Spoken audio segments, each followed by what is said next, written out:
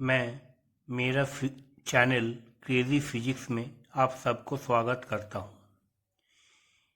ये चैनल का जरिए मुझे मोटिवेट करने के लिए आप सभी से मेरा ये रिक्वेस्ट है, इस वीडियो को लाइक और सब्सक्राइब कीजिए और मुझे good evening to you all. आज हम लोग जो टॉपिक डिस्कस करने जा रहे हैं वो टॉपिक का नाम है production of plane polarized, circularly polarized and elliptically polarized light.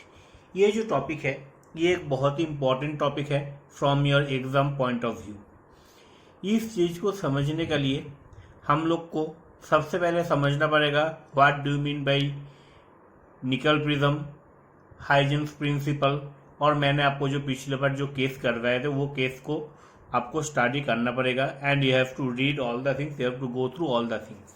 तो यहाँ पर मैं आज आप लोग का साथ जो टॉपिक डिस्कस करने जा रहा हूँ, कैसे एक plane polarised light, circularly polarised light and elliptically polarized light को प्रोड्यूस किया जा सकता है। इस चीज़ को समझने के लिए सबसे पहले हम लोग को एक कंडीशन को समझना पड़ेगा। Suppose this is a light and this is a unpolarized light. This is the unpolarized light. ये unpolarized light का मीनिंग क्या है? It is the combination of all the component and इसका सामने मैं एक निकल प्रिज्म को रिप्रेजेंट किया, निकल प्रिज्म को रखा, निकल प्रिज्म को किससे डिनोट किया? एन से डिनोट कर रहा हूँ इस चीज को। और ये जो निकल प्रिज्म का लिंक मैं आपको नीचे दे दूंगा। ये लेक्चर आप मिस कर दिए हैं तो इस लेक्चर को जरूर देख लेना। और हाइजेंस प्रिंसिपल का 2 लेक्चर, निकल prism construction and working of निकल प्रिज्म, इस चीज को अच्छी तरीके से स्टडी कर लीजिए तो ये टॉपिक आपको समझना बहुत इजी है। पिछले कॉन्सेप्ट को समझ चुके हैं तो ये कॉन्सेप्ट बहुत इजी तरीके से समझ पाएंगे, otherwise it will be little bit difficult. तो जो पुराना टॉपिक पढ़ाई नहीं किए हो उसको मैं ये बोल रहा हूँ, तुम पुराना टॉपिक को पढ़ाई करके आओ, then and then you should begin with this lecture. तो let's begin with our topic. तो यहाँ पर क्या है, एक अनपोलराइज्ड लाइट है, एक अनपोलराइज्ड लाइट एक निकल प्रिज्म के ऊपर इंसिडेंट हो रहा है। निकल प्रिज्म में इंसिडेंट होने का बाद हम लोग क्या कर रहे हैं, उसका सामने एक कैल्साइट क्रिस्टल को रख रहे हैं और ये कैल्साइट क्रिस्टल का बाद जो रे इसका राइट हैंड साइड में जो रे निकलेंगे, it is a plane polarised light. और ये किस तरीके का प्लेन पोलराइज्ड लाइट होगा और उसका कंडीशंस क्या क्या होगा, इस चीज को हम लोग को समझना पड़ेगा। तो देखिए, जैसे मैं आप लोग को पिछले लेक्चर में बोला था, निकल प्रिज्म में जैसे ही लाइट इंसिडेंट, एक अनपोलराइज्ड लाइट इंसिडेंट होता है तो it can be split up into 2 component, one is ordinary ray and another one is extra ordinary ray. In this ordinary रे तो ये क्या होगा, ये निकल प्रिज्म से आगे निकल जाएंगे और ये कैल्साइट क्रिस्टल के ऊपर इंसिडेंट होगा। और दूसरा पार्ट क्या होगा, it will get incident and it will get heat on the lamp black portion. ये जो लैम्प ब्लैक पोर्शन इसको एब्जॉर्ब कर लेंगे और यहाँ से कोई चीज नहीं निकाल पाएंगे। तो हम लोग को क्या, एक we are going to get a plane polarised light, we are going to get a plane polarised light. Suppose we are now considering this ray, we are now considering this. आगे हम लोग जो भी टॉपिक डिस्कस करेंगे या हम लोग यहाँ से डिस्कस करेंगे। अभी इस चीज को अच्छी तरीके से समझ लीजिए। Suppose this is the ray, this ray is emitting out, this ray is emitting out and it is incidenting on to a calcite crystal. This is suppose this matchbox is considered to be a calcite crystal, it is incidenting onto it. Now how it is incidenting, it is incidenting like this way, that means it is incidenting perpendicular to it. तो यहाँ पर क्या होगा, the vibration of the electric field, there should be generation of vibration of the electric field and it would be in this direction। और ये जो straight line जो दिख रहे, these are the optic axis. तो क्या है, ऐसे मेरा एक जो पोलराइज्ड लाइट है वो इंसिडेंट हो रहा है, जो मेरा निकल प्रिज्म से निकला वो कैल्साइट क्रिस्टल के ऊपर इंसिडेंट हुआ। और कैल्साइट क्रिस्टल का स्पेसिफिकेशन क्या होगा, इसका जो ऑप्टिक एक्सिस है, दिस ऑप्टिक एक्सिस इसका इस डायरेक्शन में है एंड इसका जो इलेक्ट्रिक, इसका जो यहाँ पर जो इलेक्ट्रिक फील्ड वेक्टर जो जनरेट हो रहा है, it is making some sort of angle theta, it is making some sort of angle theta. ठीक है, तो this ray is entering into the calcium crystal, and it can be split up into two components. One is Pe and another one is Po. Pe representing the extraordinary component and Po it is representing you the ordinary component.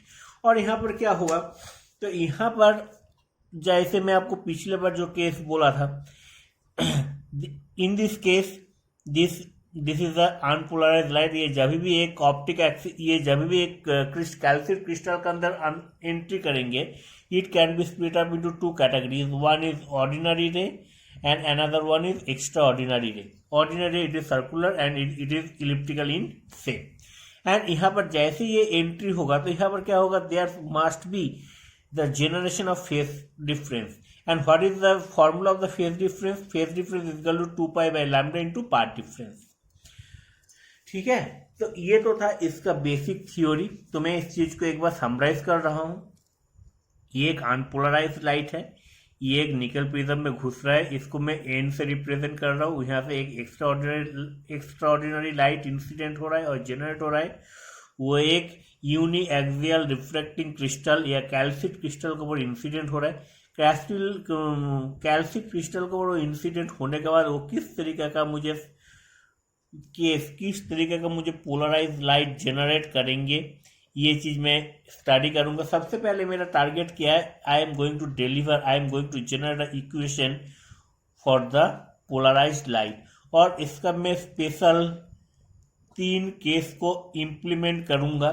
और मुझे क्या क्या मिलेगा, एक तो मिलेगा plane polarised light, एक मिलेगा सर्कुलरली पोलराइज्ड लाइट एंड एक मिलेंगे इलिप्टिकली पोलराइज्ड लाइट। तो let's begin with the next portion. जैसा हम लोग को मालूम है, यहाँ पर आपको और एक चीज बोल दूं मैं, ये जो PO and PE it is and this is the electric vector, it is making some sort of angle theta. और ये दोनों का बीच का फेज डिफरेंस कितना है, this lambda is the phase difference which is creating in between these two things। यहाँ पर PE component क्या हो जाएंगे, तो for this PE component is A cos theta and this is the A sin theta। ये सब आपको मालूम है। तो now begin with our numerical portion। This is the what is the general equation of a wave। what is the general equation of the wave? ये हम लोग को बहुत ही familiar equation है। y is equal to A sin omega t plus A sin omega t। Here A is the amplitude and omega t is the phase difference। now यहाँ पर मैं क्या कर रहा हूँ, for ordinary ray which is the ordinary component over here, the ordinary component is A sin theta and extraordinary component is A cos theta। so this A is replaced for the ordinary ray, it is replaced by A sin theta omega t and y is equal to उसका component क्या होगा, y is equal to A cos theta। तो A cos theta sine omega T plus del. See ये दोनों में क्या कितना phase difference है, del. And this del is representing by this is the del. So this phase difference is going to take place, this is for the extra ordinary ray. Now हम लोग क्या कर रहे हैं, we are supposing A cos theta, this A cos theta is equal to A and A sin theta is equal to B, and we are substituting these 3 and 4 in this above equation। so what this equation would become, the equation 1 would become y is equal to B sin omega t and y is equal to A sin omega t plus del। ठीक है, तो I think यहाँ तक आपको समझ। हम लोग from equation 5 what can we write, we can write we can write y by b is equal to sin omega t। see we are finding out the value of sin omega t, these are equation number 7। now cos omega t क्या है, root over 1 minus sine square omega t, 1 minus sin square omega t, this is the equation number 8। so we are now substituting the value of sin square omega t in this equation। so what does the equation signifies, cos omega t is equal to root under 1 minus y square by b square. This is equation number 9. तो यहाँ से हम लोग को क्या मिल गया, sign square omega T का value मिल गया and cos square omega T का वैल्यू मिल गया. What is the equation number 6? whatever we have written in our previous page, x is equal to a sin omega t plus del. Then what we are going to do, we are just removing the bracket. X by a is equal to sin a cos b plus cos a sin b. This is the equation number 10. Now what we are going to do, we are substituting the value of omega t and sin omega t and cos omega t from equation number 7 and from equation number 9. So what the equation would become, x by a is equal to y by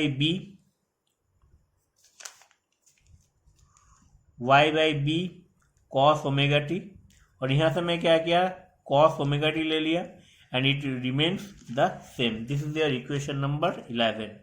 Now squaring both the sides, x by a minus of y by b cos del square and square. Now we are just simply a square minus 2ab plus b square, substituting the value, and then by solving this equation we are going to get, this is the generalized equation. Whatever I am going to tell you, this is the generalized equations of the, this is the ray. Whatever I have told you, this is the calcite crystal and this is the ray, and this is the generalized equation of this ray. Now which type of polarization is this? In order to find it out, we have to implement 3 cases, as I told you before, case 1, case 2 and case 3. Okay, so this is the generalized equation whatever we have achieved till yet. Now the case 1.